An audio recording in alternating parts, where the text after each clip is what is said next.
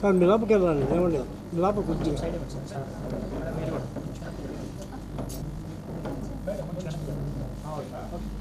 ఒక నిమిషం చిన్న టెక్నికల్ అరేంజ్మెంట్.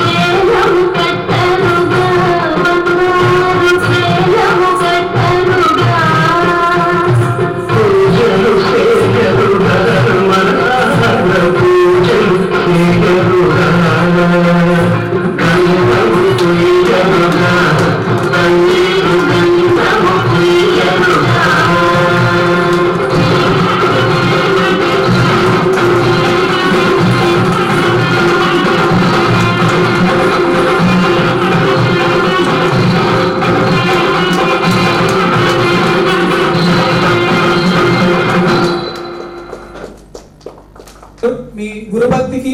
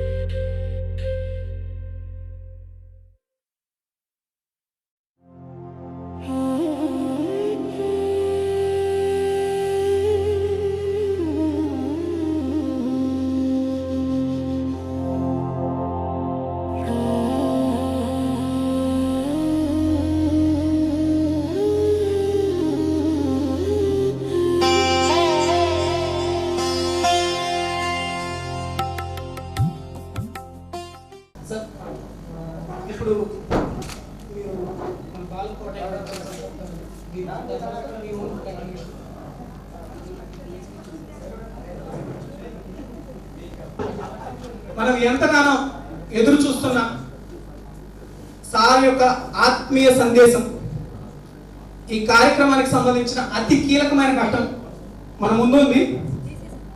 ఇప్పుడు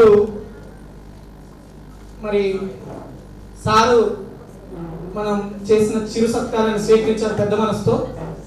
మరి వారి ఆత్మీయ సందేశాన్ని అందించి మనల్ని ఆశీర్వదించవలసిందిగా విద్యార్థి శిష్య బృందం నుండి కోరుతున్నాను. ఒక్క నిమిషం దీన్ని చెక్ చేస్తాను. అసౌకర్యానికి గురి కాదు తప్పదు. చాలా అసౌకర్యంగా అదే అదే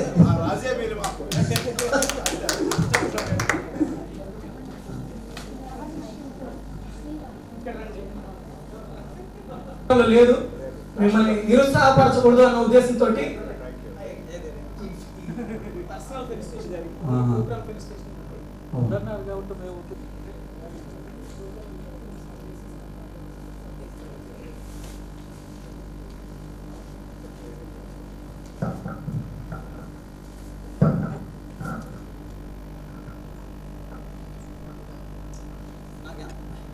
ఎంత పని చేస్తున్నారు?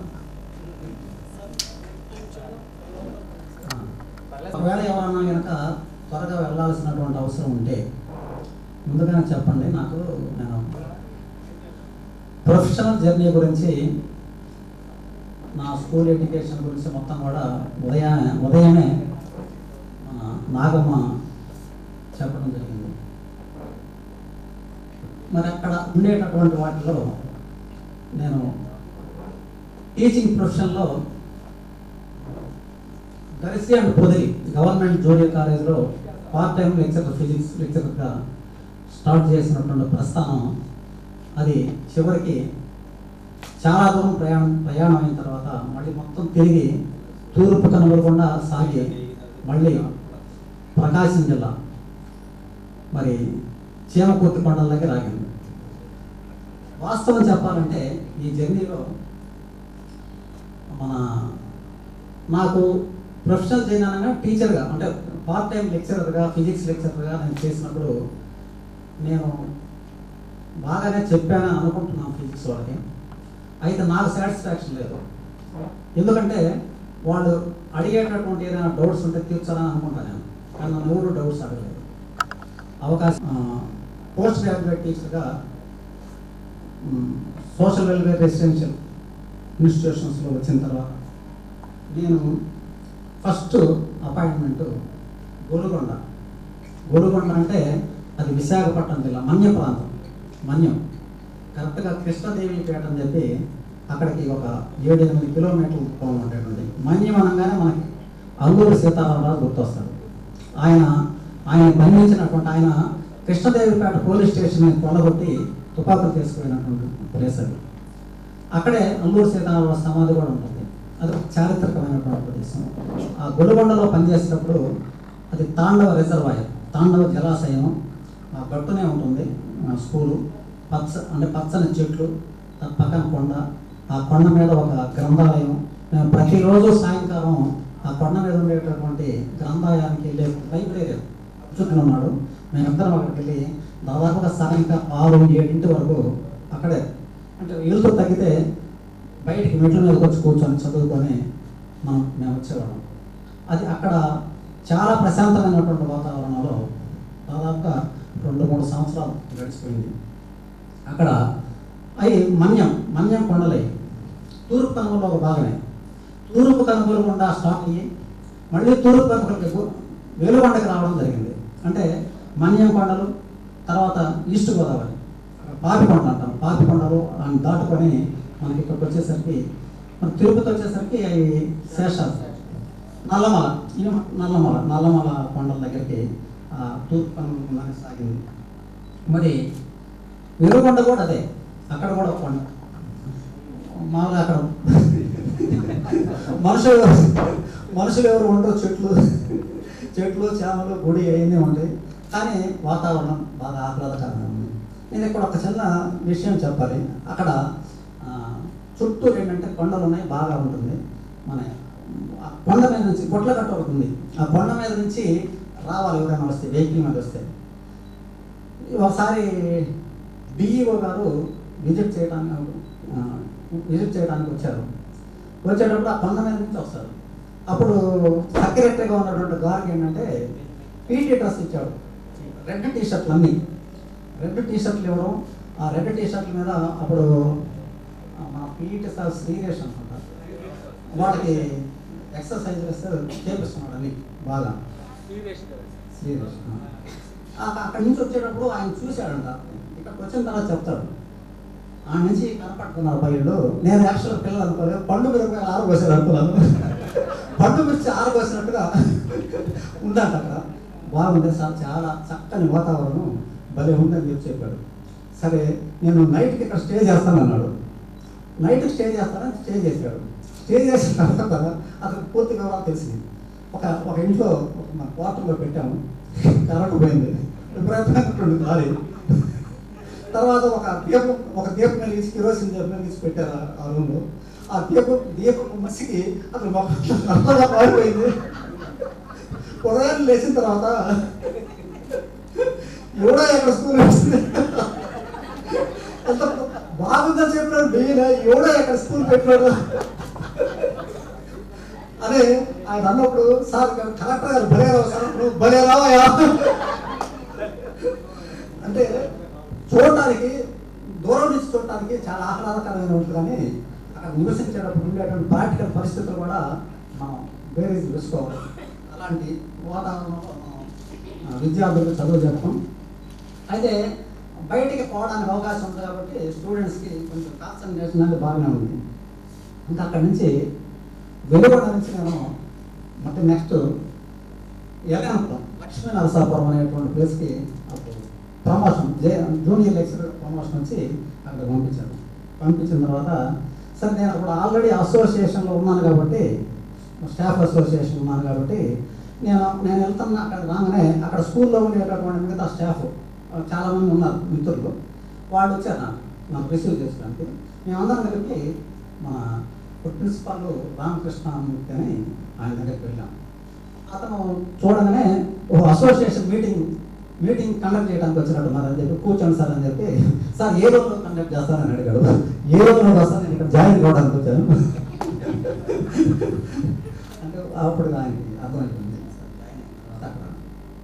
అక్కడ విజయపురం, నేను అనపర్తి, నా 4 కిలోమీటర్ల దూరం అనపర్తిలో అక్కడ క్వార్టర్స్ లేవు. అక్కడ అనపర్తిలో అనపర్తి నుంచి వచ్చాడు. సరే ఇక్కడ ఒక చిన్న విషయం మీకు పంచుకోవాలి. సహజంగా ఏంటంటే నేను ఆగస్ట్ 15th కానీ మాట్లాడేటప్పుడు కొంచెం రెవల్యూషన్గానే ఉంటాయి నా మాటలు. అది మన రాంప్రసాద్ సార్ అని ప్రిన్సిపాల్ ఉండేవాడు. ఆయన ఒకసారి నా దగ్గరకు వచ్చి, సార్ మీరు వీళ్ళకి హిస్టరీలో విప్లవాలైన పాట ఉంది సార్, మీరు చెప్పండి సార్, మీరు చెప్పండి సార్ అన్నాడు. సార్ ఇక్కడ ఆల్రెడీ హిస్టరీకి ఒక లెక్చర్ ఉన్నాడు, అతను కాదని చెప్తే నేను కొడతాడు, దయచేసి అలాంటి పనులు చేయబాకండి అని చెప్పాను. సరే తర్వాత ఇంకొక కే శ్రీనివాసరావు అని చెప్పి ఇంగ్లీషు అతను మాట్లాడుతుంది మా జనరల్ చెప్పేటప్పుడు. ఆయన చెప్తాడు నాకు, అయ్యా మీరు ఇట్లా విప్లవాల అటన్న గురించి నువ్వు మాట్లాడతావు కదా, మరి నువ్వేంటి ఇక్కడ టీచర్గా వచ్చావు, అటు వెళ్ళాలి కదా నువ్వు,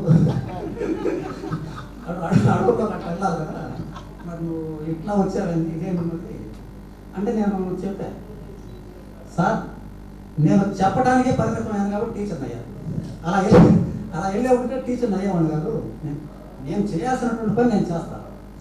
అప్పుడు ఇంకోటి కూడా చెప్పా అతనికి, ఫిజిక్స్ పరంగా కూడా ఒకటి చెప్పాను. సార్ ఇప్పుడు మీరు చిన్నారో లేదో మ్యాక్స్వెల్ అనేటటువంటి ఒక శాస్త్రవేత్త ఉన్నాడు, ఎలక్ట్రోమాగ్నెటిక్ థియరీ, విద్యుదయస్కాంత తరంగ సిద్ధాంతాన్ని ప్రతిపాదించిన వ్యక్తి.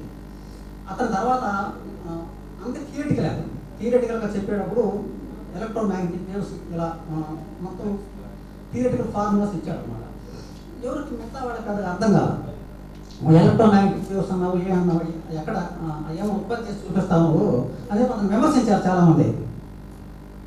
నా పని నేను చేశాను, అవి ప్రొడ్యూస్ చేసేప్పుడు ఇంకొకటి వస్తాడు, అది నా పని కాదు అని మ్యాక్స్వెల్ చెప్తాడు. చెప్పిన తర్వాత నెక్స్ట్ హెడ్స్ అనేటటువంటి శాస్త్రవేత్త ఎలక్ట్రోమాగ్నెటిక్ వేవ్స్ని ప్రొడ్యూస్ చేయడం, తర్వాత దాన్ని మార్కోని అనేటటువంటి అంటే రేడియోకి ఉపయోగించడం జరిగింది. అంటే తర్వాత అనేటువంటిది ఇది డెవలప్మెంట్ సైన్స్ అనేటటువంటిది ఆటోమేటిక్గా స్టెప్ బై స్టెప్ డెవలప్ అవుతుంటుంది సార్ అని చెప్పిన తర్వాత నాకు అర్థమైంది. ఓకే సార్ అన్నాడు. సరే నేను ఇక్కడ మన ఎల్ఎన్పురంలో ఉన్నప్పుడే వెంకటకృష్ణ గురించి నేను తర్వాత మాట్లాడాలి. అక్కడి నుంచి నేను ఏలూరు ఒక్క సంవత్సరమే ఏలూరు వెళ్ళిన తర్వాత ఫస్ట్ ఆగస్టు 15th రోజు నేను వెళ్ళాను. ముందు రోజు వెళ్ళాను. ఆగస్టు 15th రోజు మాట్లాడిన తర్వాత అక్కడ సూర్యారావు అని చెప్పి ప్రిన్సిపాల్ గారు నేను స్పీచ్ ఇచ్చిన తర్వాత రిపబ్లిక్ డే అన్ని కూడా క్యాన్సిల్ చేసేసాడు. ఇంకా లేవు మీటింగ్ నో. అతనికి ఏంటంటే ఇలా మాట్లాడేవాళ్ళు అంటే అతను మించిపోతున్నారేమో ఫీల్ అవుతాడు. క్లోజ్ అంతే. ఇప్పుడు మామూలుగా గోతాల్లో కాళ్ళు పెట్టి దూకేసుకో ఇలాంటి ఆటలు పెట్టేశాడు. అయిపోయింది. అట్లా అక్కడ జస్ట్ ఒక 1 year అంటే 10 నెలలే ఉన్నాను. 2000 జూలై 1st నేను నాయుడుపేటకి రావడం. అది నాయుడుపేట ప్రస్థానం. అది ఇక నాయుడుపేట నాకు ఉండేటువంటి ఫస్ట్ బ్యాచ్ 90 అప్పటికి సెకండ్ ఇయర్కి వచ్చినారు. షుకూరి వీళ్ళంతా సెకండ్ ఇయర్కి వచ్చినారు. చాలా వీళ్ళు అంటే ఒక సంవత్సరం అయినప్పుడు కూడా నా ఇంపాక్ట్ అనేటటువంటిది నా యొక్క ఇంపాక్ట్ అనేటువంటి చాలా ఎక్కువ ఉందని నేను చెప్పగలుగుతాను. వాస్తవం చెప్పాలంటే 1 year చాలా బాగా అంటే నాకు కనెక్ట్ అయ్యారు వాళ్ళంతా కూడా. ఎంత బాగా కనెక్ట్ అయ్యారంటే, ఎంత అభిమానించారంటే ఒక్కోసారి ఎక్కువ అభిమానం కూడా నాకు ఇబ్బంది పెడుతుందేమో అనిపిస్తుంది. అంటే నన్ను చాలా బాధ పెడుతుందేమో అనిపిస్తుంది. ఒక చిన్న ఇన్సిడెంట్ చెప్తాను. వీళ్ళు ఒకసారి ఈ బ్యాచ్ ఇవ్వడం అనుకుంటా ఫుడ్ మానేశారు సాయంకాలం తింటాం. మరి ఎవరు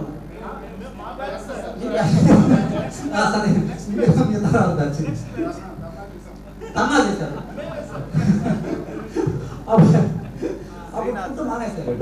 ఫుడ్ మానేసిన తర్వాత ఇప్పుడు వాళ్ళు ఏం చేశారు, ఇప్పుడు ఏం చేద్దామని అడిగాడు సుధాకర్ సార్ ప్రిన్సిపాల్ ఉన్నట్టున్నా. ఆయన సార్ ఫిజిక్స్ సార్ పిలిపించండి సార్ అప్పుడు మాట్లాడిన తర్వాత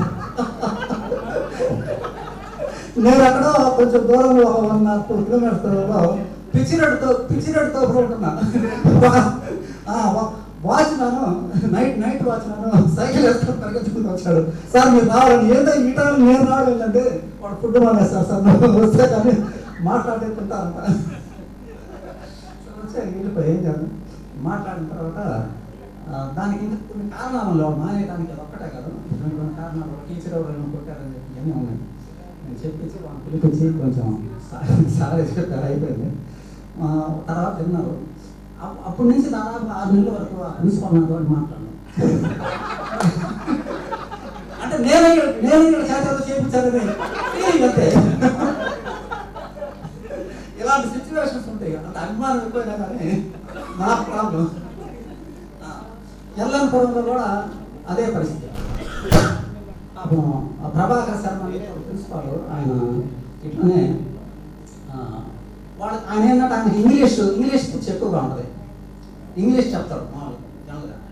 అసలు ఆల్రెడీ ఇద్దరు ఇంగ్లీష్ చేస్తున్నారు లెక్చరర్స్. ఇద్దరు ఇంగ్లీష్ లెక్చరర్ కాదని పిల్లల్ని అంటే వాళ్ళు మొత్తం 80-120 మంది స్టూడెంట్స్ ఆర్ట్స్ సైన్స్ వాళ్ళు మొత్తాన్ని కూర్చోబెట్టి ఒక మైక్ పెట్టి ఇంగ్లీష్ గ్రామర్ చెప్పడం మొదలుపెట్టాడు.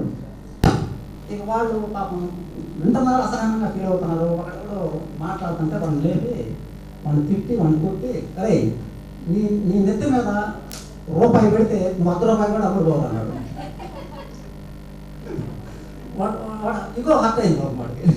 వాడు మిగతా వాళ్ళు అందరూ ఉన్నారు కదా, అక్కడే ఉన్నారు కదా. సరే ఎప్పుడైనా సరే ఇతనికి సన్మానం చేయాలనుకున్నారు.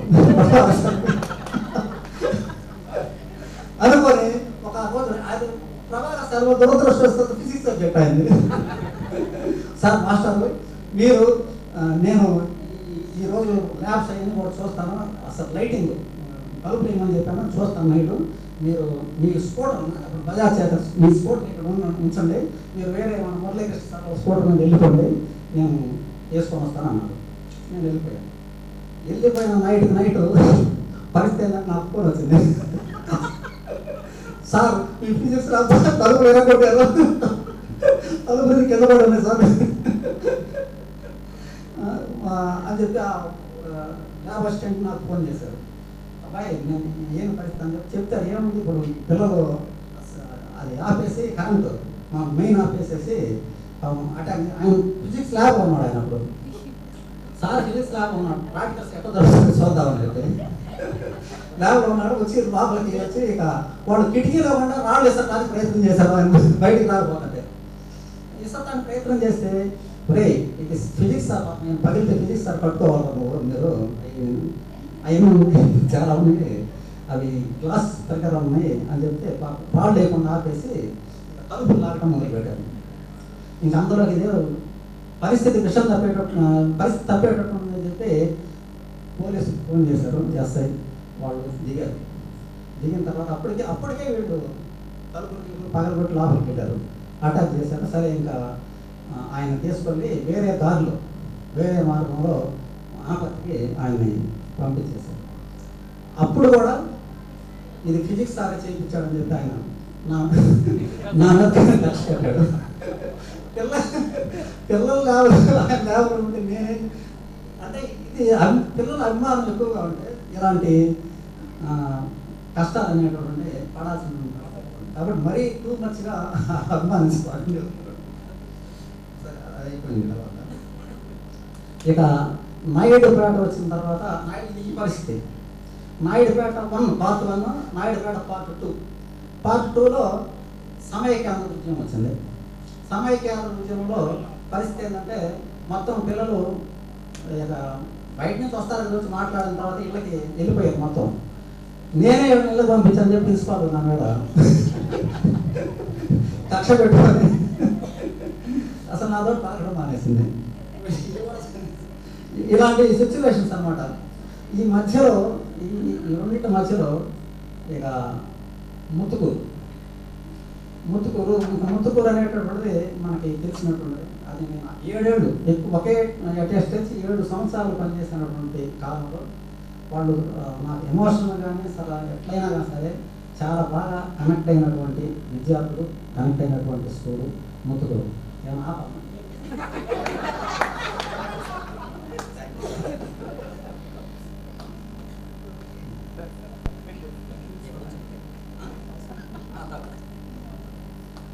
నేను ఎక్కువ టైం తీసుకోను. ఏదన్నా అరే మధ్యలో ఏదన్నా ఒకవేళ లేట్ అవుతుందంటే ఒక పేపర్ తీసుకుంటాను, ఇబ్బంది ఏం లేదు. మనకి ఇంపార్టెంట్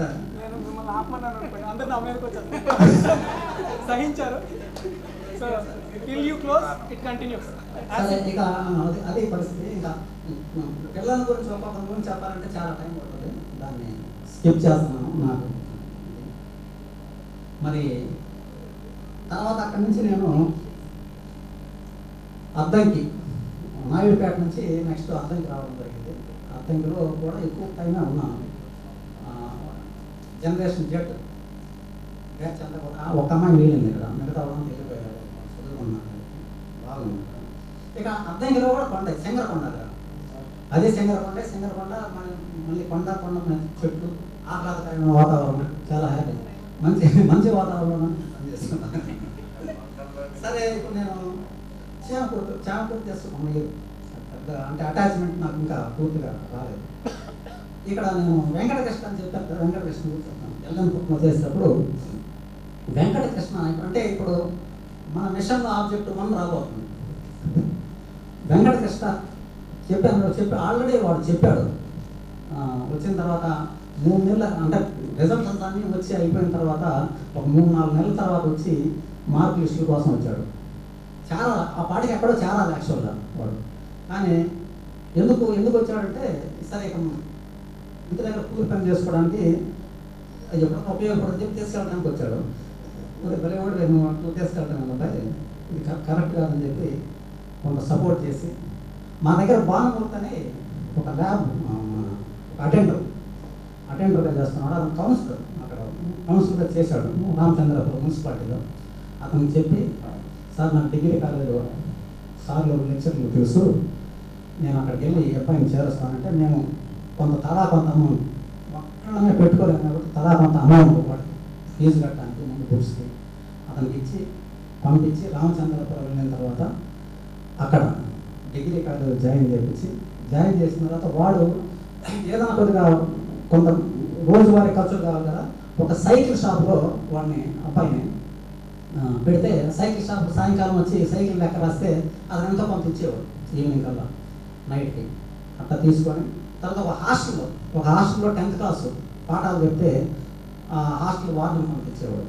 ఇది అలాంటి దుర్భరమైనటువంటి సిచ్యువేషన్ వాడు చదువుకొని కష్టపడి అక్కడికి వెళ్ళిన తర్వాత డిగ్రీ కాలేజీ లెక్చరర్స్ మళ్ళీ సపోర్ట్ చేసి మళ్ళీ బీఈడీకి వెళ్ళడానికి వాళ్ళు పూర్తి కోఆపరేషన్ బీఈడీ చేయడం, వాడు మార్గం సుగం కావడం, మంచి పొజిషన్లోకి రావడం అనేటటువంటి జరిగింది. అప్పుడు అనిపించింది నాకు, ఇక్కడ ఇలా కాదు, మన పిల్లలు ఈ విధమైనటువంటి బాధలు ఉన్నప్పుడు మనం సహాయం చేయలేకపోయినప్పుడు అసలు మన పరిస్థితి ఏంటి. నేను అందుకే చెప్తున్నాను, సింపతి ఉంటుంది చాలామందికి, సింపతి తర్వాత ఎంపతి. సింపతి అనేది సానుభూతి. మనం అక్కడ ఎవరైనా రోడ్డు మీద పడిపోవటం లేకపోతే చచ్చిపోవడం జరిగితే అయ్యో పాపం చచ్చిపోయాడు అని చెప్పి ఒకసారి ఒక ముక్కేసి వెళ్ళిపోతుంటారు. అదేం పనికిరాదు. ఎంపతి అనేటటువంటి సహానుభూతి, అది మనిషికి ఉండాల్సినటువంటి ఒక లక్షణంలో ప్రధానంగా ఉండాలి. ఒక చిన్న ఎగ్జాంపుల్ చెప్తే ఎంపతి అనేటువంటి, ఒక ట్రాఫిక్ కానిస్టేబుల్ తన మే నెలలో ఎండలో బహుశా హాస్పిటల్లో ఉన్నవాడు 10 మంది రోడ్డు మీద నడుచుకుంటే చెప్పులు లేకుండా అతను చూసి హృదయం ద్రవించిపోయింది. వాళ్ళు పిలిచి చెప్పుల షాప్కి తీసుకెళ్ళి వాళ్ళ చేత మీకు నచ్చిన చెప్పులు కొనుక్కోమని చెప్పి కొనిపించి కొనిపించిన తర్వాత చెప్పులు వేసుకొని వాళ్ళ కళ్ళల్లో ఆనందం చూసిన తర్వాత అతని ఆనందాన్ని మనం చూడాలి. అది ఎంపతి అంటే ఎంపతి అంటే సహానుభూతి అంటే ఎదుటి వాడి యొక్క బాధ మనం అనుభవించడం. ఇది మనం అనుభవించి మనకు జరిగితే ఇట్లానే కదా ఉండేది అనేటువంటి అనుభవించి దాన్ని అతను అయింది ఎంత కావాలి 10 మందికి తలా 200, ఒక్కొక్కరు 200 మ్యాక్సిమం యావరేజ్ కదా 2,000 రూపాయలు. 2,000 రూపాయలకి అతని జీవితానికి సరిపడా ఒక హ్యాపీనెస్ అనేటువంటిది పిల్లల ద్వారా తీర్చుకున్నాడు అతను. ఇది ఎలాంటిది కనీసం కొన్ని ఇలాంటి సందర్భాలు నేను ఇప్పుడు చెప్తున్నాను మీకు. ఒక మీ చుట్టుపక్కల మీ ఫ్రెండ్సే ఉండొచ్చు, కొద్దిగా మీకు బయట ఇంకా చదవడానికి మీ పిల్లల మీ స్టూడెంట్స్ మీ క్లాస్మేట్స్ వాళ్ళు ఉండదు. వాళ్ళు దుర్భరమైనటువంటి పరిస్థితిలో ఉన్నవాళ్ళు ఉన్నారు, ఇంకా చాలామంది ఉన్నారు. ఇప్పుడు వాళ్ళకి ఏదైనా ప్రాబ్లం వచ్చినప్పుడు, ఏదైనా హాస్పిటలైజ్ అయినప్పుడు వాళ్ళకి మనం సహాయం చేయాలనిపిస్తుంది, చేయాలి కూడా. చేయడానికి మనకు తగినంత డబ్బు ఉండదు, లేదు. నాకు ఒక అమ్మాయి నేను చెప్పను అమ్మాయి పెళ్ళి అయింది, పేరు చెప్పదలుచుకోలేదు. వాళ్ళ హస్బెండ్ మొత్తం మీద అమ్మాయి జాబ్ చేస్తుంది, హాస్పిటలైజ్ అయితే నాకు ఫోన్ చేసి సార్ 1,00,000 రూపాయలు కావాలి నాకు, ఇది పరిస్థితి, నేను గట్టెక్కుతాను తర్వాత మీకు ఇస్తానండి. నేను కరెక్ట్గా రిటైర్ అయిపోయినాను. నాకు ఇంకా పెన్షన్ కూడా అసలు ఇంకా ఫిక్స్ కాలేదు, పేపర్స్ కూడా పంపలేదు, ఏమీ లేదు, శాలరీ లేదు, పెన్షన్ లేదు. అమ్మ ఇది నా పరిస్థితి, ఇట్లా మేము పంపే పరిస్థితులు మాత్రం దయచేసి నువ్వు ఏమనుకోవద్దని చెప్పాల్సి వచ్చింది. మరి తర్వాత ఇంకా ఏమనుకుంటా తర్వాత మళ్ళీ మాట్లాడింది, అది వేరే విషయం. అంటే నేను అనేది అలాంటి పరిస్థితుల్లో మనం ఒక్కళ్ళుగా ఏమీ సహాయం చేయలేనప్పుడు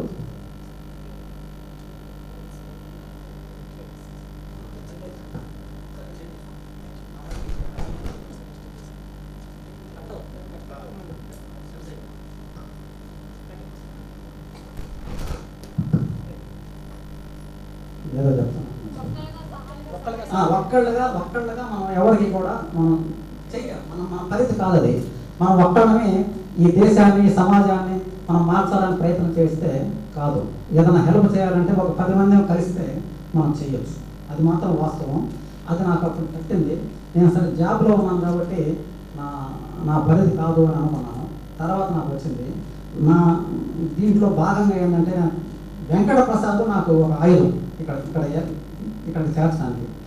ఆ వెంకట ప్రసాద్ ద్వారా వాట్సాప్ గ్రూప్ ఫామ్ చేసేసి మిమ్మల్ని అందరినీ ఇక్కడ చేర్చి ఆ మిషన్లో మిమ్మల్ని భాగం చేయాలనే ఉద్దేశంతో నేను ఇప్పుడు చెప్తున్నాను. దీనికి సంబంధించి కంపల్సరీగా ఇలా సహాయం చేయాలంటే కంపల్సరీ నాకు ఫైనాన్షియల్గా ఫండ్ కావాలి, కంపల్సరీ కావాలి. మీరే ఇది స్టార్ట్ చేయండి. ఒక 2 స్టూడెంట్స్ ఎవరైనా సరే గట్టిగా ఈ ఫ్రంట్ లైన్ ఫోర్స్లో ఉండే ఇద్దరు స్టూడెంట్స్ తోటి జాయింట్ అకౌంట్ ఓపెన్ చేయండి, కంపల్సరీ చేయాలి. నేను బ్యాంకులో 1 లక్ష రూపాయలు నేను వేస్తాను ఫస్ట్ ఇనీషియల్గా 1 లక్ష రూపాయలు నేను వేస్తాను. తర్వాత మీకు సాధ్యమైతే ఏంటి, లేకపోతే లేదు. దాన్ని ముందుకు తీసుకెళ్ళడానికి కొంతమంది వేస్తే, ఎందుకంటే మీతో పాటు చదివినటువంటి విద్యార్థులు ఉన్నారు, ఆ విద్యార్థులు పిల్లలు ఉంటారు, ఆ పిల్లలను చదివించలేని పరిస్థితి ఉంటుంది, హాస్పిటలైజ్ అయ్యేటువంటి పరిస్థితి ఉంటుంది. ఆ పరిస్థితుల్లో మనం వాళ్ళని ఆదుకునే వాళ్ళం అవుతాము. ఎందుకంటే మనం ఎక్కడో దేశాన్ని మొత్తాన్ని ఉద్ధరించమని మన వాళ్ళని, మన సోషల్ వెల్ఫేర్ రెసిడెన్షియల్ స్కూల్లో చదివినటువంటి విద్యార్థుల యొక్క బిడ్డల్ని, వాళ్ళ ఫ్యామిలీ మెంబర్స్ని మనం కంపల్సరిగా ఆదుకోవాల్సినటువంటి బాధ్యత మన మీద ఉంటుందనేటువంటి నా యొక్క వ్యక్తిగతమైనటువంటి అభిప్రాయం. కానీ మనం దీని ద్వారా తీర్చుకోవాలనేటటువంటి నా కోరిక కూడా. అది త్వరలోనే ఈ దిస్ ఇస్ ఆబ్జెక్టివ్ నెంబర్ 1 ఇది మనం చేయాల్సినటువంటిది. ఇందులో ఏదన్నా మీకు ఏమైనా అభ్యంతరాలు ఉంటే దయచేసి ఈ మీటింగ్ అయిపోయిన తర్వాత చెప్పండి. ఇది కుదరలేదు సార్ అని చెప్తే కుదరలేదని చెప్పలేదు, నాకు తెలిసి అట్లా ఇది సాధ్యం కాదంట. ఎందుకు కాదు, ఇప్పుడు నేను ఒక్కడిని, ఇప్పుడు నేను చాలా మందికి, ఇప్పుడు నేను ఒక చిన్న విషయం చెప్తాను. ఒక అమ్మాయి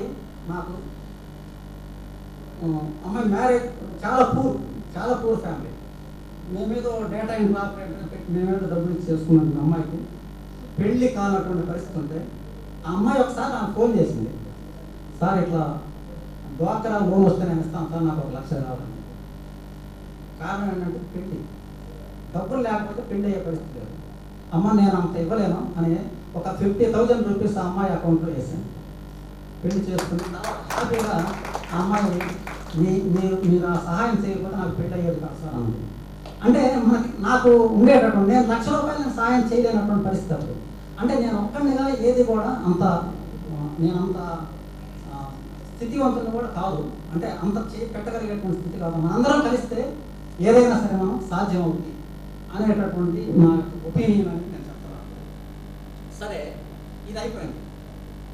దీని తర్వాత ఇంకొకటి నేను ఒకే ఒక చిన్న విషయం చెప్తాను.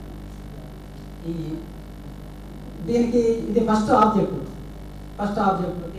మనమందరం కూడా కోఆపరేట్ చేసి మన పిల్లలే, మన వాళ్ళే, మీ చుట్టూ మీతో చదువుకున్నటువంటి వాళ్ళే, వాళ్ళ కుటుంబాలు వాళ్ళ దుర్భరమైనటువంటి పరిస్థితుల్లో ఉండొచ్చు బహుశా. అలాంటి పరిస్థితుల్లో ఉన్నటువంటి వాళ్ళకి మనం సహాయం చేయడంలో తప్పేమి. తర్వాత ఇంకొకటి ఏంటంటే, నేను ఇంకొకటి కూడా చెప్తాను. ఇప్పుడు చిన్న పిల్లలు ఉంటారు, స్కూల్కి వెళ్ళేటువంటి పిల్లలు ఉంటారు. అలాంటి తల్లులు ముఖ్యంగా నేను చెప్పేది, వాళ్ళకి పిల్లల్ని స్కూల్కి వెళ్ళిన తర్వాత ప్రశ్నించడం నేర్పించుకుంది. మనకి ప్రశ్న అనేటటువంటిది లేదు మన సమాజంలోనే, భారతదేశంలోనే ప్రశ్నించే తత్వం లేదు అసలు. యాక్చువల్ పోయింది ఎప్పుడు. కారణం ఏంటంటే, మనకు భగవద్గీత బోధిస్తారు.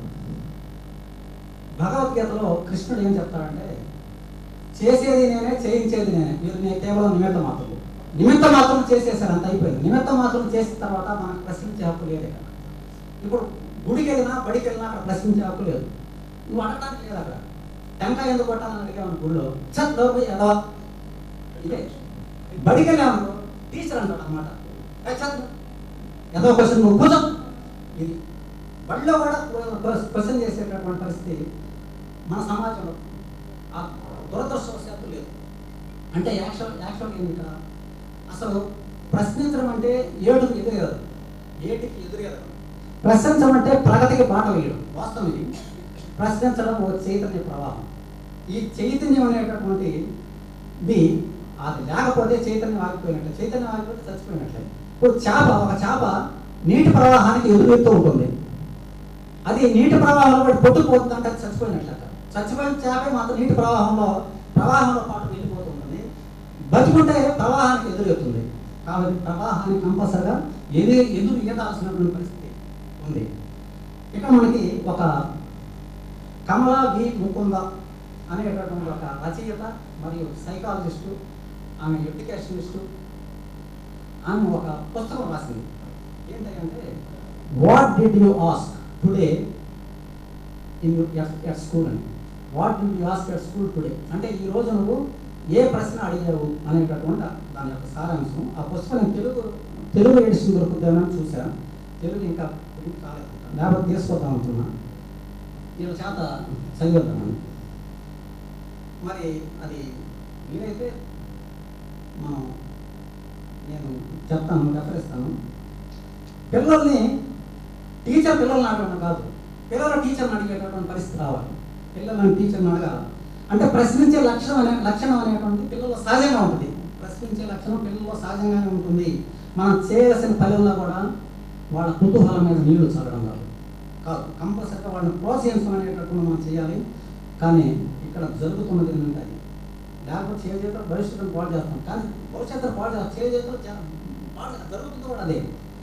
గుడిలోనైనా బడిలోనైనా ప్రశ్నించేటటువంటి పరిస్థితి లేకుండా పోయింది. సహజ లక్షణం అనేటువంటి ప్రశ్న అనేటటువంటిది, ప్రశ్నించే తత్వాన్ని సమాజం చేసేసారు, ఆల్రెడీ అయిపోయింది. నేను ఒక చిన్న పిల్లలు చాలా షార్ప్గా ఉంటారు, క్వశ్చన్స్ బాగా అడుగుతారు. అడిగిన దానికి మనం నిజంగా కనుక సమాధానాలు చెప్పగలిగితే వాళ్ళు షైన్ అవుతారు, పెద్ద వాళ్ళు అవుతారు, శాస్త్రవేత్తలు అవుతారు, ఇంజనీర్లు అవుతారు. చూడండి, గమనించండి. నేను ఒక చిన్న ఎగ్జాంపుల్, సోషల్ స్టడీస్ టీచర్. అతను కొద్దిగా చెప్పాలనే పట్టుదల ఉన్నటువంటి వ్యక్తి. అతను పాఠం చెప్పేటప్పుడు సూర్యుని చుట్టూ తిరిగేటువంటి భూమి, అది సూర్యుని చుట్టూ గ్రహాలు తిరుగుతుంది, అందులో గ్రహాలు తిరుగుతుంది, భూమి తన చుట్టూ తను తిరుగుతూ సూర్యుడు చుట్టూ తిరుగుతూ నేను చెప్తూ ఉంటే ఒక పిల్లవాడు ఒకటి వచ్చింది, సార్ పైకి వేసి భూమి బరువు ఎంత సార్ అని అడిగాడు. అతనికి గుంతలు వెనకైపోయింది. అతను నాకు తెలియదా భూమి బరువు అంత, నేను ఫిజిక్స్ సార్ని అడిగి కనుక్కొని నేను చెప్తానంటే, సరే సార్ దగ్గరికి వెళ్ళాయా, మనం తోక వేసి కొలిసేది కాదు భూమి బరువు అనేది, ఫిజిక్స్ ఫార్ములా అంటే universal law of gravitation, Newton's universal law of gravitation నుంచి F ఉంది కదా మనకి, G = gm/r² అనేటువంటి కదా, capital G gravitation constant, small g acceleration due to gravity, radius already తెలుసు మనకి, చుట్టుపక్కల తెలుసు కాబట్టి ఇక మాస్ ఆ సూత్రాన్ని ఉపయోగించి మాస్ కనుక్కొని అతను చెప్పాడు. 6 × 10⁻24 kg, 6 × 10⁻21 టన్నులని 6 పక్కన ఇక చెప్పాడు. మరి ఆ టీచర్ చాలా ధైర్యంగా వచ్చి పిల్లవాడు చెప్పాడు. మరుసటి రోజు వచ్చాడు, అడిగాడు మళ్ళీ, అరే భూమి పనులు నేను చెప్తాను, ఇప్పుడు నేను తెలుసుకొని వచ్చాను. 6 పక్కన 21 సున్నాలు పెట్టాడు. మొత్తం అంటే 7 సున్నాలు పెడితే కోటి, ఇంకొక 7 పెడితే 14 కోట్లు, ఇంకొక 7 పెడితే 21 కోట్ల టన్నులు అని చెప్పి, 6 కోట్ల టన్నులు అని చెప్పాడు. వాడు ఇంకా డౌట్ అనుమానంగా టీచర్కి ఏదో మళ్ళీ నన్ను నిలబెట్టినట్లేదు అనుకున్నాడు టీచర్. వీడేదో మళ్ళీ ఇంకా అనుమానంగా గొప్పది. సార్ ఏంద్రా అన్నాడు. సార్ ఈ బరువు భూమి మీద ఉన్న మనుషులతో కనుక్కోవడం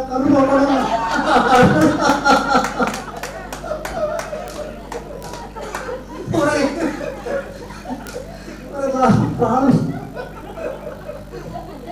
అబ్బాయి రాబడి ఫిజిక్స్ సార్ చెప్తాను, సార్ దగ్గరికి వెళ్ళి నువ్వు కనుక్కోవడం చెప్పాడు. అంటే సోషల్ స్టడీస్ టీచర్ పాపం వాడిని అరే చాలా కూర్చోని చెప్పి అనలా, ఫిజిక్స్ సార్ చెప్తాను అటు వాడు సిన్సియర్గా సాయంకాలం కూడా వెళ్ళాడు.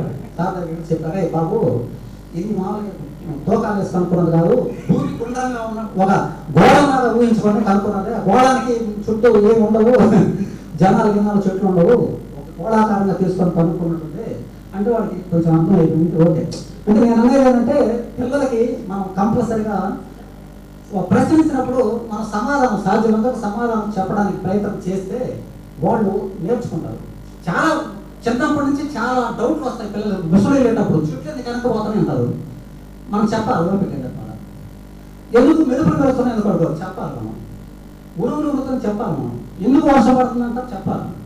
ఇవన్నీ కూడా మన పిల్లలు మనం అడిగినప్పుడు చెప్తే చాలామంది ఏంటంటే పాపం వాళ్ళు క్వశ్చన్స్ చేస్తూనే ఉంటారు, పిల్లల్ని అడుగుతూనే ఉంటారు. ఇక వీళ్ళు పాపం తల్లిదండ్రులు సహనాన్ని కోల్పోయి నోరు మూసుకొని ఓకే ఎప్పుడు నస ఇలా అన్నారు అనుకో, వాళ్ళ కుతూహలం చచ్చిపోవాలి. అలా కుతూహలాన్ని దయచేసి చంపకూడదు అనేటటువంటి ఇప్పుడు టీచర్లు కూడా అదే విధంగా వాళ్ళని పాపం వాళ్ళ కుతూహలం అనేది నీళ్ళు చల్లకూడదు. నేను అంటే మనకు ఎందుకు చెప్తున్నాను, నేను మన క్వశ్చన్ బ్యాంక్ సంస్కృతి ఏర్పడింది. టీచరే క్వశ్చన్ చెప్తాడు, టీచరే ఆన్సర్ చెప్తాడు. పిల్లల క్వశ్చన్ అడిగే అవకాశం లేదు ఇప్పుడు. మరి వీళ్ళు ఉత్తరం ఏం చేస్తారు మరి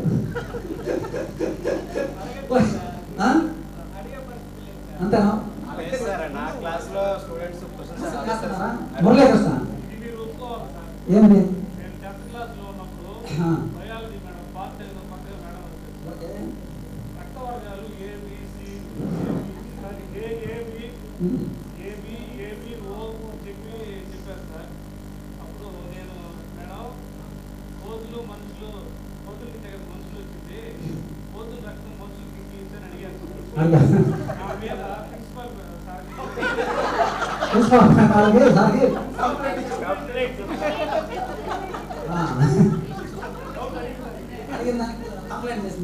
చేస్తే అప్పుడు మీరు క్లారిఫై చేస్తాను. ఇది గుర్తుందో లేదో బాగా గుర్తు తెచ్చుకుంటాను. ఏం చెప్పారంటే మీరు అదే కోతులకి మనుషులకి తేడా ఉంటుంది, వాటి ఇవన్నీ మనవి వేరు వేరు కాబట్టి వాటి రక్తం మనుషులకి ఎక్కించకూడదని మీరు చెప్పారు సార్. నాకు మేడం అయితే కంప్లైంట్ చేయండి. మనకి క్వశ్చన్ బ్యాంక్ సంస్కృతి వచ్చిన తర్వాత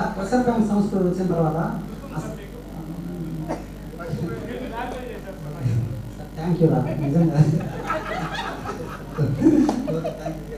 ఇది క్వశ్చన్ బ్యాంక్. టీచర్లు కూడా క్వశ్చన్ దాంట్లో చెప్తారు, ఆన్సర్లు వాళ్ళు చెప్తారు. టీచర్ పిల్లలు క్వశ్చన్ అడిగేటట్టు అవకాశం లేకుండా పోయింది. దీనికి నేను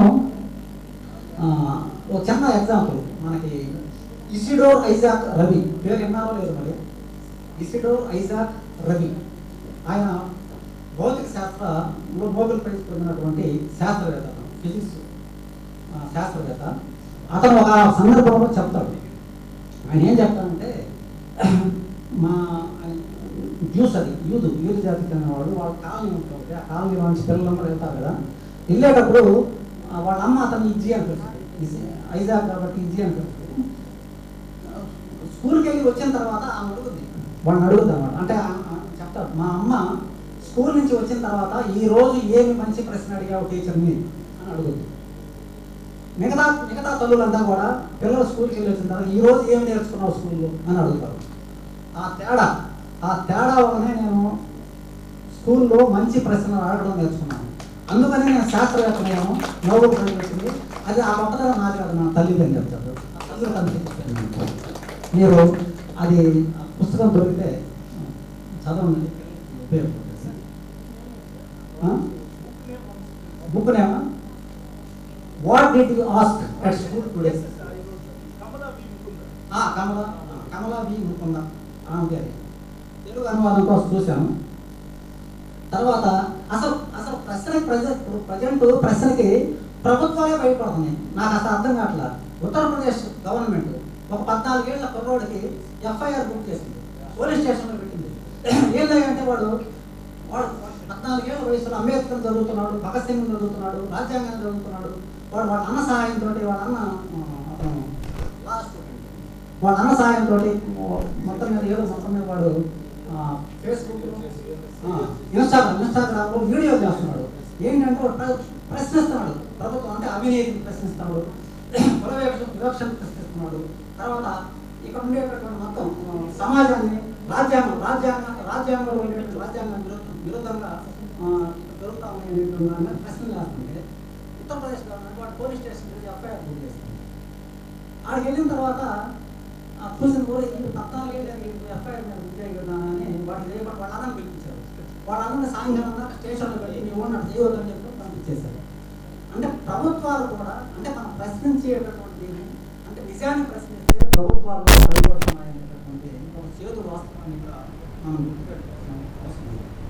అందుకే చెప్పాలి కదా, ప్రశ్నించే తప్పులు ఎప్పుడైతే 144 కోట్ల ప్రపంచంలో అత్యధిక జనాభా కలిగినటువంటి భారతదేశంలో మన అగ్రస్థానంలో ఉన్న భారతదేశంలో శాస్త్ర సాంకేతిక పరిజ్ఞానంలో మన స్థానం ఎంత, అది మనం అక్కడ గమనించాల్సింది. ప్రపంచ పేటెంట్లు మన స్థానం ఎంత, అది మన పేటెంట్లో మన స్థానం జస్ట్ 2%, చైనా 25%. తర్వాత నోబెల్ ప్రైజ్లో వచ్చేటువంటి మన స్థానం ఎంత, దాదాపు 0.0. అసలు నోబెల్ ప్రైజ్ అంటే మన వాళ్ళలో భారతీయ శాస్త్రవేత్తల్లో దాన్ని తెలిసినటువంటి ఒకే ఒకడు ఫిజిక్స్ సివి రామన్. ఇంకా మిగతా వాళ్ళు వాళ్ళ మేనలుడు ఉన్నాడు చంద్రశేఖర్ సుబ్రహ్మణ్యం, ఆయన అమెరికన్ సిటిజన్. హరగోవింద్ కరోనా ఉన్నాడు, ఆయన అంతకని వెళ్ళిపోయాడు. హరగోవింద్ కరోనా గురించి ఒక్కసారి ఒక మాట చెప్తాను. హరగోవింద్ కరోనా ఆయన వెళ్ళి, అంటే లండన్లోను యూకేలో అమెరికాలో పిహెచ్డీ చేసి వచ్చిన తర్వాత 48 అనుకుంటాను, స్వతంత్రం వచ్చిన తర్వాతనే ఇండియన్ గవర్నమెంట్కి అతను జెనోమ్ ప్రాజెక్ట్ మీద, జన్యు కణాల మీద నేను ప్రాజెక్టు రిపోర్ట్ నేను ఇస్తాను, డ్రాఫ్ట్ ఇస్తాను, మీరు నాకు కొద్దిగా ఫండ్ ఏర్పాటు చేయండి, నేను పరిశోధన భారతదేశం కోసం పరిశోధన చేస్తానని చెప్పి పాపం ఇస్తే 3 నెలలు చూశాడు, 4 నెలలు చూశాడు, చెత్తబొట్లో పడేస్తారు తీసుకుని. అమెరికాకు పంపించాడు. అది వాళ్ళు ఇన్వైట్ చేస్తారు. అమెరికా వెళ్ళాడు, అమెరికా పౌరసత్వం తీసుకున్నాడు. అక్కడ ఆయన నోబెల్ ప్రైజ్ వచ్చింది. ఆర్టిఫిషియల్ జీన్ కనుక్కోమని నోబెల్ ప్రైజ్ వచ్చింది. అప్పుడు హిందూ పేపర్లు, ఇండియన్ ఎక్స్ప్రెస్ పెద్ద పేపర్లు అయితే భారత శాస్త్రవేత్త తర్వాత నోబెల్ ప్రైజ్ అని చెప్పి పేపర్లు వేశారు. అతను గవర్నమెంట్కి ఒక లెటర్ రాశాడు, అంటానే మీరు సిగ్గులే, నేను ఇండియన్ కాదు, ఇప్పుడు అమెరికన్ సిటిజన్, నేను ఇప్పుడు దయచేసి భారతదేశ శాస్త్రవేత్త అనవుతున్నానని చెప్పి ఒక లెటర్ రాశారు సుదీర్ఘంగా. లెటర్ కూడా తర్వాత పబ్లిష్ చేశారు పేపర్లో. అంటే ఇది దుస్థితి అనేటప్పుడు నేను చెప్పడానికి చెప్తున్నాను. ఇది ఇంకొకటి మనం ఇక్కడ ఇంకొక దాని గురించి last and final and second target object అయిపోతుంది. 5-10 ఒక 10 నిమిషాలు అయిపోతుంది. ఓకే, ఐక్యూ గురించి. మన ఐక్యూ అంటే తెలుసు కదా మీకు, ఇంటెలిజెంట్ కోషెంట్, మన తెలివితేటలకి పరీక్ష. అది ఐక్యూ గురించి ఒక ఐఏఎస్, రిటైర్డ్ ఐఏఎస్ చెప్పినటువంటి మాటలు. బాగా మంచి ఐక్యూ ఉన్నటువంటి వాళ్ళు ఇంజనీరింగ్, మెడిసిన్ చదివిన డాక్టర్లు, ఇంజనీరింగ్లో అవుతారు, బాగానే ఉంది. ఆ తర్వాత అంతకంటే కొద్దిగా తక్కువ ఐక్యూ ఉన్నటువంటి వాళ్ళు కొంచెం డిగ్రీలు, పీజీలు, ఎంఎస్సీలు చేసి కొద్దిగా కష్టపడి సివిల్ సర్వీస్ రాసుకొని ఐఏఎస్ అవుతారు. ఐఏఎస్ వీళ్ళు తక్కువ ఐక్యూ, వీళ్ళకంటే తక్కువ ఐక్యూ, వీళ్ళు వీళ్ళని శాసిస్తుంటారు. ఇంకొద్దిగా తక్కువ ఐక్యూ ఉన్నటువంటి వాళ్ళు పొలిటీషియన్స్ అవుతారు, వాళ్ళు వీళ్ళని శాసిస్తూ ఉంటారు. ఇంకెంతకంటే తక్కువ డబుల్ బాధ్యులు, వాళ్ళు స్వామీజీలు, బాబాలు అవుతుంటారు, వాళ్ళందరూ కాళ్ళు రాస్తారు. మొదట్లో ప్రధానమంత్రులు ఎంతమంది వాళ్ళ కాళ్ళ మీద పడుతుంటారు. ఇది మన భారతదేశం యొక్క దౌర్భాగ్యం. ఉంది నిజంగా నాకు నవ్వు వస్తే ఒకసారి ఏడుపు వస్తుంది. ఎందుకు చెప్తానంటే ఇది మన డేరా బాబా అని ఒకడు ఉన్నాడు, గుర్మీత్ రామ్ రహీం సింగ్ అంటాడు పేరు. ఆ డేరా బాబా, ఆ డేరా బాబా అనేటువంటి వాడి మీద చాలా కేసులు ఉన్నాయి. చాలా కేసులు వాడి మీద. వాడు దగ్గర ఉన్నటువంటి శిష్యురాలు ఇద్దరు పాపం వాళ్ళని మానభంగాలు చేయటం, తర్వాత హత్యలు చేయటం, ఇవన్నీ చేసినప్పుడు ఎంత చేసినా కానీ వాడు కేసు పెట్టడంలో శిక్ష లేదు వాడికి. ఎందుకంటే వాళ్ళంతా వాళ్ళ మీద ఆధారపడి బతికేవాళ్ళు వీళ్ళంతా పొలిటీషియన్స్. ఎందుకంటే వాడికి మొత్తం ఓట్లు రాజకీయం 5 రాష్ట్రాల్లో మొత్తం 12-13 నియోజకవర్గాల్లో వీడికి పట్టుంది. ఓట్లు వేయించగలరు.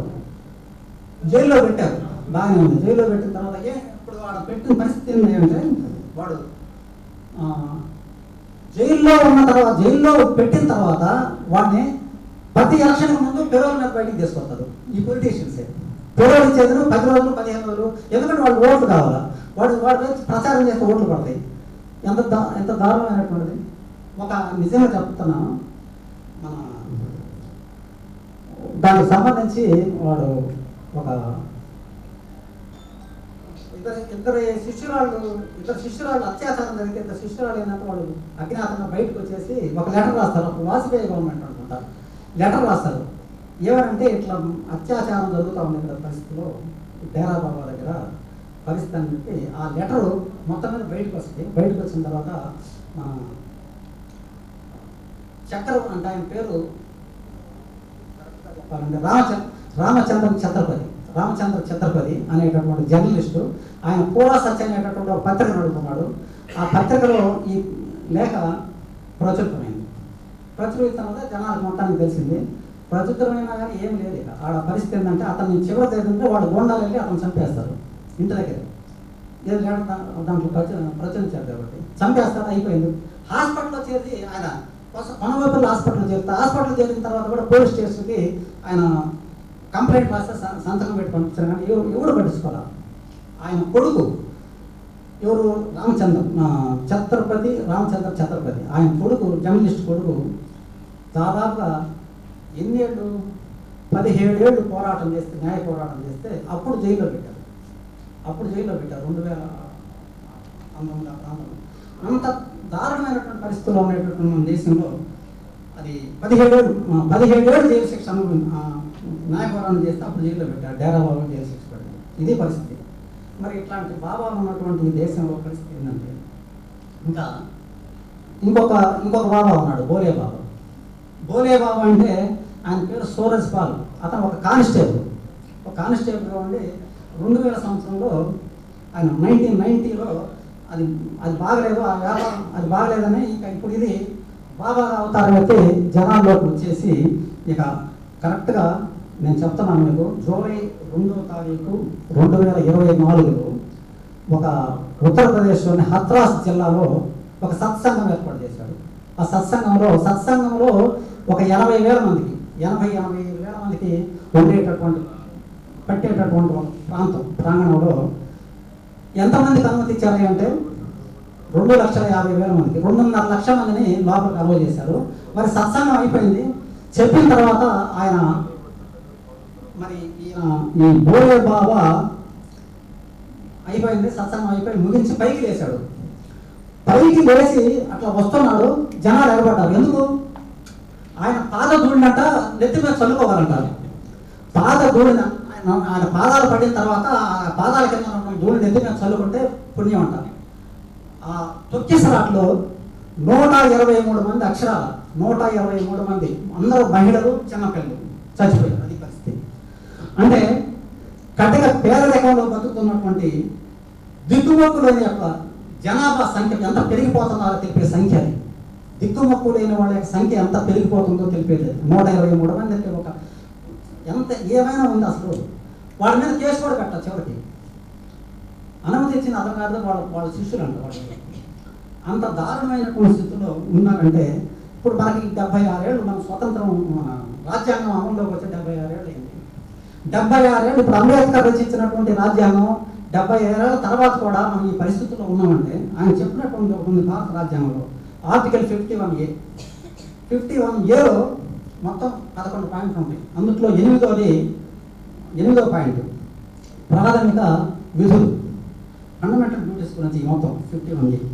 అది 8వ పాయింట్ ఏంటంటే it shall be the duty of every citizen in India to develop the scientific temper, humanism and spirit of enquiry and reform. శాస్త్రీయ దృక్పథాన్ని, మానవతావాదాన్ని, తర్వాత జిజ్ఞాస అంటే మనం కుతూహలం, మనం నేర్చుకునేటటువంటి అదే ప్రశ్నించే తత్వం, సంస్కరణ స్ఫూర్తిని పెంపొందించాలనేటువంటి ఆయన చెప్పినది. అంటే ఇన్ని సంవత్సరాల తర్వాత కూడా 76 ఏళ్ల తర్వాత మనం వాళ్ళు మరి రాజ్యాంగాన్ని స్ఫూర్తిగా ఎవరు తీసుకున్నారు, ఏం తీసుకున్నారు? ఇంకా భావాలు పెరిగిపోతున్నట్టయితే పరిస్థితి దారుణంగా ఉంటే పరిస్థితి ఏంటి? ఇది సిచ్యువేషన్. ఇలాంటి సిచ్యువేషన్లో మనం ఉన్నాం. అందుకని నెక్స్ట్ ఏంటంటే కటిక పేదరికం, అజ్ఞానం, మూఢనమ్మకాలతో బతుకుతున్నటువంటి వీళ్ళకి బాబాలు వాళ్ళని ఆశ్రయించి వాళ్ళ యొక్క రక్తాన్ని పిండుతూ ఉన్నటువంటి వాళ్ళు. అందుకని ఈ జనాలు కూడా ఏంటంటే ఏ దిక్కు లేకపోతే దేవుడు దిక్కని వాళ్ళ దగ్గరికి వెళ్తున్నారు. నిజంగా చెప్పాలంటే వాళ్ళు అది పరిస్థితి. ఇలాంటి బాధ్యతలను కాపాడేటువంటి బాధ్యత తీసుకోవడం కూడా ఒక లక్ష్యం. ఇది సెకండ్ టార్గెట్. ఇది మనం ఇక్కడే కాదు, మన పబ్లిక్ వెళ్ళినప్పుడు కూడా అక్కడికి టీచర్గా ఉన్నప్పుడు మీ పిల్లలకు చెప్పండి. నేను చెప్తాను సహజంగా, నేను అమ్మాయి స్కూల్లో పనిచేసేటప్పుడు నేను చెప్తాను వాళ్ళకి, అమ్మాయి మీరు మీ కాళ్ళ మీద, అంటే మీరు ఎప్పుడు కూడా ఎవరి మీద డిపెండ్ అవ్వాల్సిన లేదు, స్వయంగా మీరు నిలబడి చదవాలి. ఎందుకంటే నేను గమనించాను, మన పేదరికంలో ఉండే పరిస్థితులు చూసినట్టుగా మన భారతదేశంలో దెయ్యాలు ఆడవాళ్ళకి దెయ్యాలు ఎక్కువ పడుతుంది. మొత్తం అంతే. దెయ్యాలు పట్టేది మగవాళ్ళు, దెయ్యాలు పట్టవు. దెయ్యాలు మగవాళ్ళు పడతాయి, ఆడవాళ్ళకి దెయ్యాలు పడతాయి. కారణం ఏంటంటే అది వాళ్ళకి స్వేచ్ఛ తక్కువ. అంటే నేను మీకు ఎక్కువ చెప్పలేను, పురుషాధిక్య సమాజంలో ఉన్నాను కాబట్టి వాళ్ళని కాదని వీళ్ళు బయటికి రాలేదు. నేను అంతా ఆశ్చర్యపడేది ఎంతమంది అమ్మాయిలు సరే అంటే ఇప్పుడైనా ఉందిలే కానీ అంటే కొద్దిగా తగ్గిందంట. అలాంటి సిచ్యువేషన్లో ఉన్నటువంటి పరిస్థితుల్లో మనం ఉన్నాము. ఆ విధంగా అంటే నేను ఎందుకు చెప్తున్నానంటే ఒకప్పుడు బెంగళూరు దగ్గరలోనే ఒక విలేజ్లో ఒక ఫ్యాక్ట్ ఫైండింగ్ కమిటీ అని చెప్పి ఒకటి వెళ్ళి అక్కడ ఏంటంటే అక్కడ స్త్రీలు టాయిలెట్ ఇళ్లలో టాయిలెట్ కట్టడానికి సెంట్రల్ గవర్నమెంట్ స్కీమ్ అన్నమాట చేసింది. మొత్తం మూకముడిగా ఆడవాళ్ళంతా వ్యతిరేకించారు దాన్ని. అదే టాయిలెట్లు కడుతుంటే వ్యతిరేకించారు కదా మీరు అడగవచ్చు. ఎందుకు వ్యతిరేకించారంటే ఉదయాన్నే వాళ్ళు మామూలుగా ఏంటంటే బయటికి టాయిలెట్కి చెంబులు పట్టుకొని వెళ్తూ ఉంటారు. వాళ్ళందరూ కలిసేది అక్కడే పాపం. వాళ్ళు కష్ట సుఖాలు చెప్పుకునేది అక్కడే. వాస్తవం అది ఫ్యాక్ట్ అదే ఫైండ్ చేసినప్పుడు వాస్తవం అన్నమాట. వాళ్ళు కష్ట సుఖాలు చెప్పుకున్నప్పుడు ఆ టైం కూడా మాకు లేకుండా వీళ్ళు కడుతున్నారని చెప్పి వాళ్ళు వ్యతిరేకించారు దాన్ని. వాస్తవం చెప్తున్నాను. అంటే మనకి ఇక్కడ కేవలం ఉండేటటువంటి దాంట్లో ఇది ఒక అబ్బాయి మీకు నేను చెప్తున్నాను.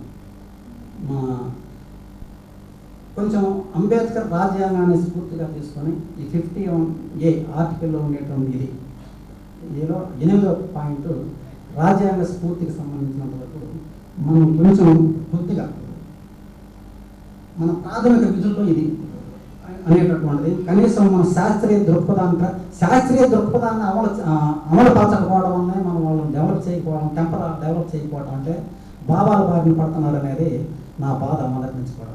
దాన్ని కొంచెం మనం అది కూడా ఇంకొక టార్గెట్గా తీసుకొని మనం ముందుకెళ్దాం. ఈ విషయంలో మాత్రం మీరందరూ కూడా కోఆపరేట్ చేస్తే మీరే ఈ మిషన్కి ముందుకు నడిపించాల్సినటువంటి సైనికులు మీరే. కాబట్టి నేను ఇందాకనే చెప్పాను, నేను ముందు తరం అయిపోయాను, ఈ తరం మీది.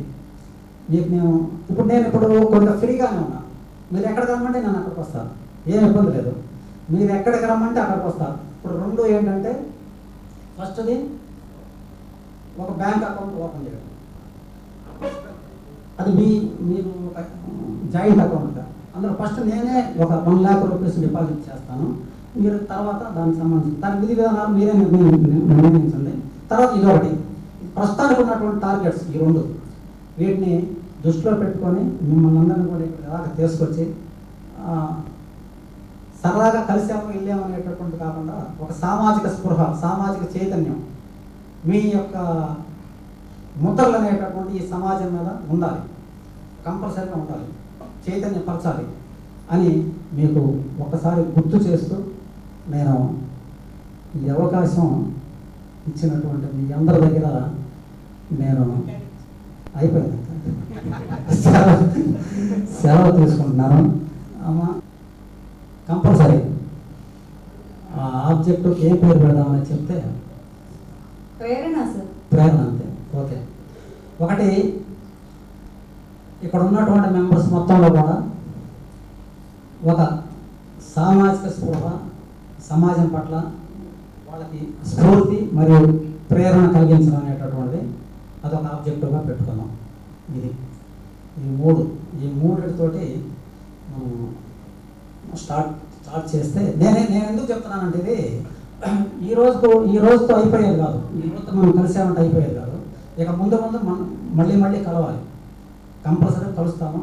ఎక్కడైనా సరే ఈ రోజు ఇక్కడ ఒంగోలు పెట్టి మురళీకృష్ణ కోరిక అవుతుంది నెల్లూరులో పెట్టాలని లేదా ఉందా లేదా? నెల్లూరులో ఈసారి పెట్టాలని కోరుకుంది. ఇంకోసారి గుంటూరు అంటే నాకు ఓకే, ఇబ్బంది లేదు. ఒక్కొక్క దగ్గర నెల్లూరు అయితే ఇంకా చాలా మంది పిల్లలు ఉన్నారు. ఓకే, కోరిక ఉంది. మనం పెట్టినప్పుడు ఏంటంటే ఈ ఆబ్జెక్టివ్స్ వాళ్ళు తీసుకెళ్దాం. మీ మిత్రులకి అనేటువంటి చెప్పడం, ఆబ్జెక్టివ్ వైపుగా మనం ప్రయాణం చేయడం అనేటటువంటి చేస్తామండి. అది దృష్టిలో పెట్టుకొని ఈ 3 ఆబ్జెక్టివ్స్ని దానికి మీరు ముందుండే నడిపించాల్సిన బాధ్యత తీసుకుంటారని చెప్పి నేను మనస్ఫూర్తిగా కోరుకుంటున్నాను. Thank you. కానీ కొంత ఆర్గనైజింగ్ కమిటీలో వచ్చి మాట్లాడితే బాగుంటుందని నాకు ఈ అవకాశం ఇచ్చారు. Thank you. ఇట్ ఈస్ నిజంగా నాకు it is a great moment.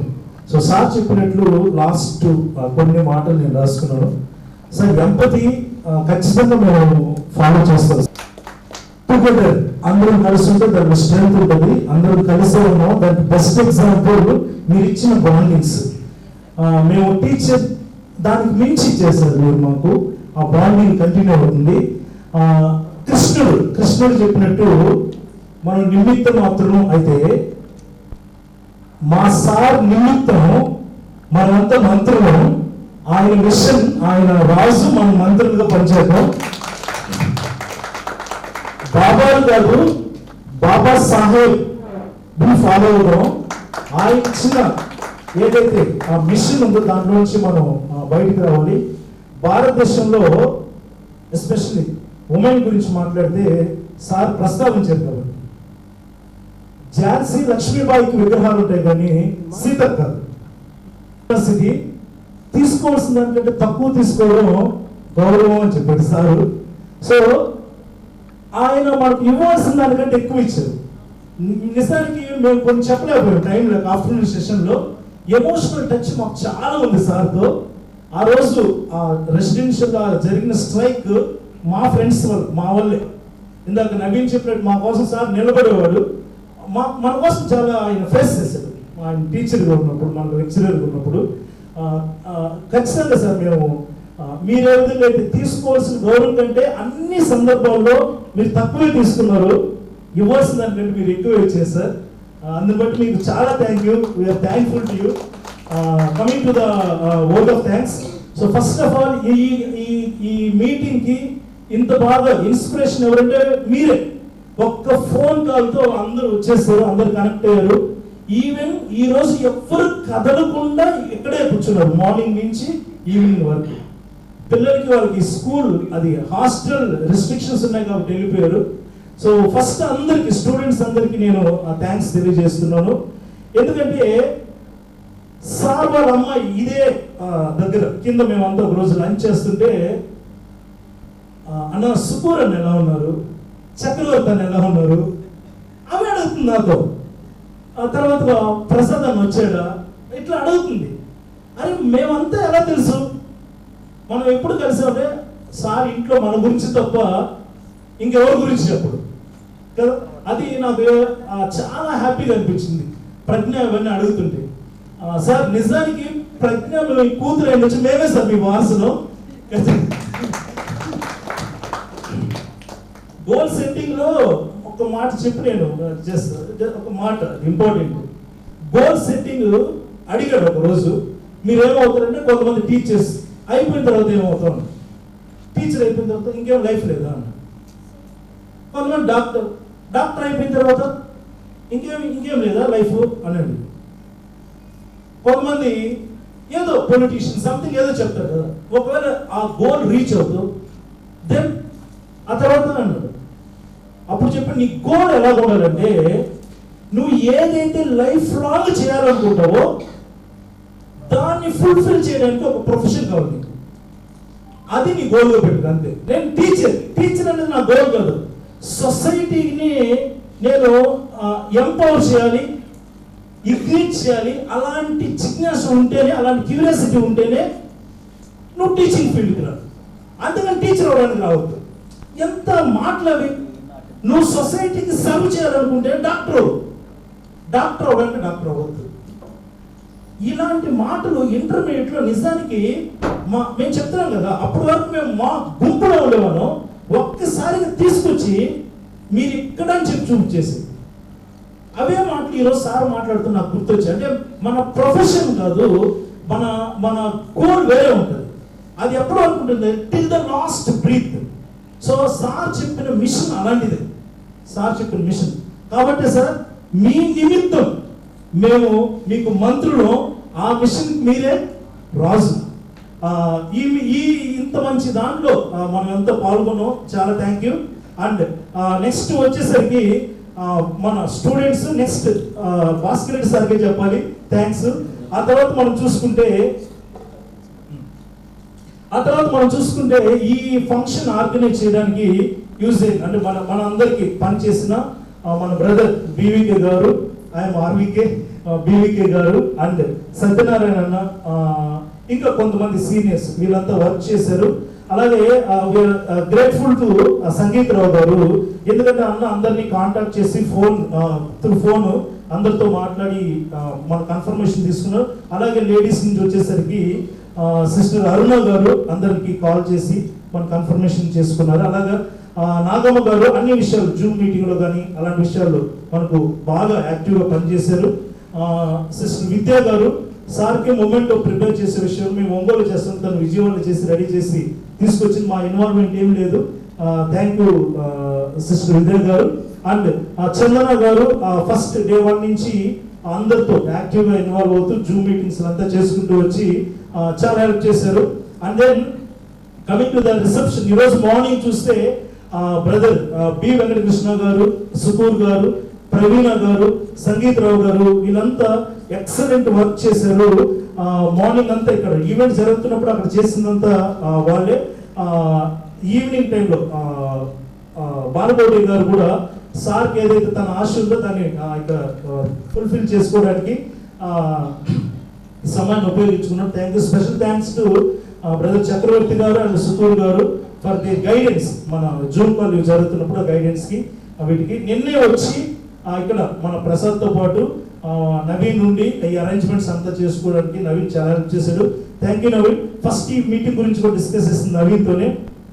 And then అందరు రమేష్ మన ఫ్లెక్సీ ఈ డిజైన్ చేసిన నవీన్ కి, రమేష్ కి థ్యాంక్స్ చెప్తున్నాను. అలాగే ఈ hotel management sir friend Shri Kotireddy గారు, అలాగే హోటల్లో మేనేజర్ ఉన్న రాహుల్ గారికి థ్యాంక్స్ తెలియజేసుకుంటాను. అండ్ మన ఫోటోగ్రాఫర్స్ వెంకీ అండ్ శ్రీనివాస్ గారు, thank you so much sir. మా యొక్క ఈవెంట్ ని చాలా కలర్ఫుల్ గా మీరు క్యాప్చర్ చేసినందుకు thank you so much. And then final గా ప్రెస్ అండ్ ఎలక్ట్రానిక్ మీడియా మాకు హెల్ప్ చేశారు. సౌండ్ సిస్టమ్ బ్రదర్ వాళ్ళకి థ్యాంక్ యూ. ఫుడ్ అరేంజ్మెంట్ చేసిన వాళ్ళకి, సర్వ్ చేసిన వాళ్ళకి ఈ యొక్క గురు శిష్య ఆత్మీయ సమ్మేళనం తరపున మేము థ్యాంక్స్ తెలియజేసుకుంటాను. Thank you one and all. ఖచ్చితంగా మిషన్ లో మేమంతా పార్ట్ అవుతాం సార్. మనం మళ్ళీ కలిసి చేసుకోవాలి. It is first step for our future work. Thank you. Venkat Prasad is the blood of this function. Throughout the function, from top to bottom, he is the one. And అతనే ఉన్నాడు, అతనే చూసుకున్నాడు. చిన్న అబ్బాయి అయినా సరే చాలా మెచ్యూర్డ్ గా చేసుకున్నాడు. ఒకవేళ ఈ ఆర్గనైజింగ్ ఈవెంట్ దీంట్లో ఎవరైనా కొంచెం టైం మేనేజ్మెంట్ లో కొంచెం ఇబ్బంది పెట్టుంటే అది దీన్ని సక్సెస్ చేయడానికి మాత్రమే ప్రసాద్ అలా చేసేది, కానీ అందుకు మించి ఏం లేదు. ఎవరైనా హర్ట్ అయితే we are sorry, this is for success only. Okay. Message నేను తయారు చేసి పంపించాను, నన్నే చదవమన్నారు. నేను తయారు చేసినప్పుడు నేను విద్యార్థుల ఆత్మీయ సమ్మేళనం మాత్రమే కాదు, ఎన్నో వసంతాలు వదిలేసిన జ్ఞాపకాలని, అనుభూతుల్ని పోగు చేసుకొని శిష్యుడు గురువుతో కలిసి పంచుకుంటూ ప్రవేశించిపోయిన ఓ పర్వదినం కూడా. శిష్యులు చిన్నవాళ్ళైనా పెద్ద మనసు చేసుకున్నారు, అరమరికలు లేకుండా ఆప్యాయతల్ని పంచుకున్నారు. అందుకేనేమో మన గురుకులం మనల్ని అక్కున చేర్చుకున్నప్పుడు మరో జన్మస్థానం అయింది.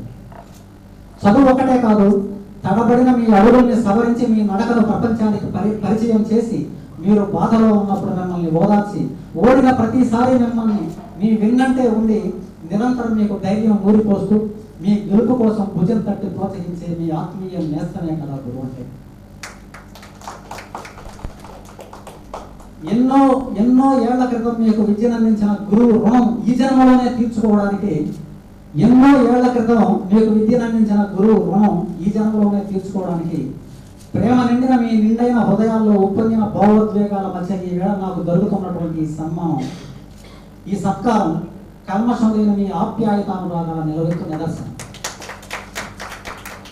మానవత్వం పరిగణించే మహోన్నత వ్యక్తులుగా ఉన్నత శిఖరాలకు చేరుకొని ఈ సమాజం గర్వించే స్థాయిలో మీరు ఉండాలని నిండు మనసుతో ఆశీర్వదిస్తూ, మన ఈ స్వచ్ఛమైన గురు శిక్ష బంధాన్ని మీ గుండెల్లో శాశ్వతంగా భద్రపరుచుకుంటారని మనస్ఫూర్తిగా కోరుకుంటూ ప్రేమతో మీ విజయభాస్కర్ రెడ్డి. Thank you.